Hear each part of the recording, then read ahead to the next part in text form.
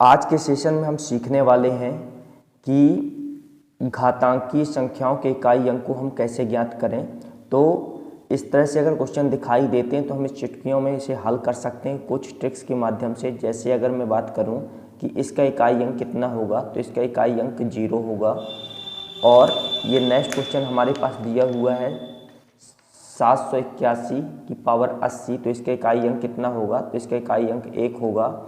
और इसी प्रकार से नेक्स्ट क्वेश्चन हमारे पास दिया हुआ है 2925 की पावर 65, तो इसका इकाई अंक 5 होगा। और उसी प्रकार से 1246 इसका इकाई अंक 6 होगा।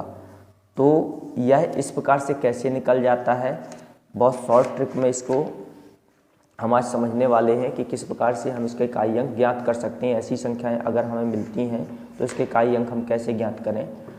तो हमेशा याद रखना है कि जहाँ पर जो बेस संख्या है तो बेस संख्या को ध्यान से देखना है। यदि उसके इकाई अंक में 0, 1, 5 और 6 मिल जाए तो उसका इकाई अंक हमेशा उतना ही होता है, क्योंकि अगर 0 की कितनी भी पावर कर दिया जाए तो 0 ही आएगा, 1 की कितनी भी पावर की जाए उसको कितनी बार मल्टीप्लाई किया जाए तो 1 ही आएगा, और 5 में चाहे जितनी बार मल्टीप्लाई हम करते रहेंगे तो उसमें 5 ही आएगा, और 6 में जितनी बार हम मल्टीप्लाई करें तो उसका भी 6 ही आता है। यहाँ आप देख सकते हैं कि 1570 की पावर 67 दिया हुआ है। अगर मैं इकाई अंक की बात करूँ कि इकाई अंक निकालना है तो केवल इकाई अंक की ही हमने पावर लगा दी 67, और अगर 0 का हम गुणा करते जाएं, मान लीजिए 67 टाइम हमने किया इसका गुणा, तो यहाँ पर 0 के साथ 0 आता है, 0 के साथ 0 आता है, 0 के साथ 0 आता है, यानी कि लास्ट में 0 आएगा।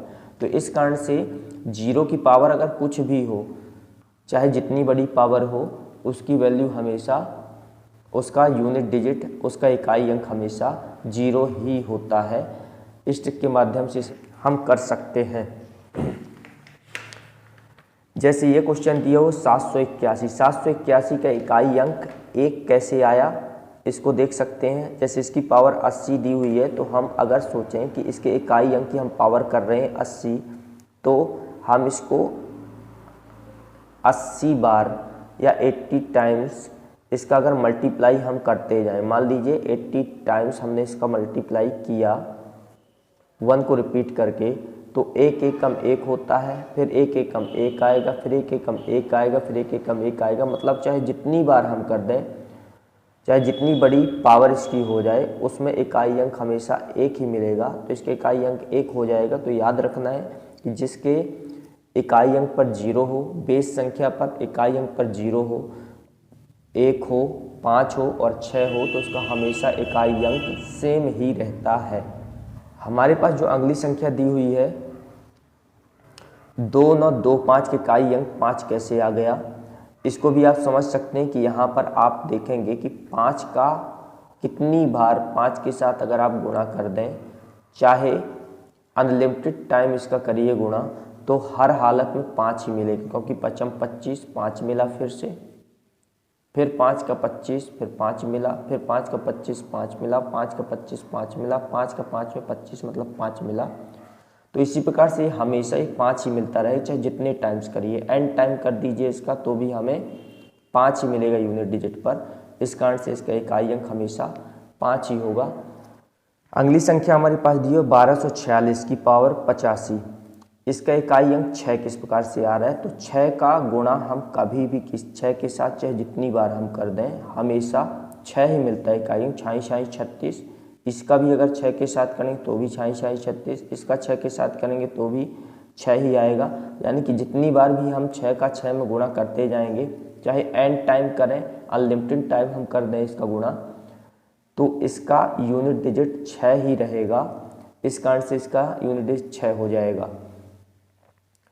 तो आज के सेशन में हमने सीखा कि अगर बेस संख्या पर 0, 1, 5 और 6 है और उसकी पावर कुछ भी हो जाए, कुछ भी पावर हो, यानी बड़ी से बड़ी पावर भी आ जाए, तो भी उसका यूनिट डिजिट हमेशा सेम रहता है। जैसे 0 का यूनिट डिजिट 0 रहता है, 1 का यूनिट डिजिट 1 रहता है, 5 का यूनिट डिजिट 5 रहता है, 6 का यूनिट 6 रहता है। यहाँ पर कुछ संख्याएं ले रहे हैं जिसके माध्यम से हम इसे डायरेक्ट कर सकते हैं। मान लीजिए ये संख्या हमने लिखा और इसकी पावर है ये, तो इसमें डायरेक्ट इसका यूनिट डिजिट 1 रहेगा, क्योंकि 1 को चाहे जितनी बार मल्टीप्लाई कर दीजिए उसका मान 1 ही आएगा, यूनिट डिजिट पर मान 1 ही रहेगा।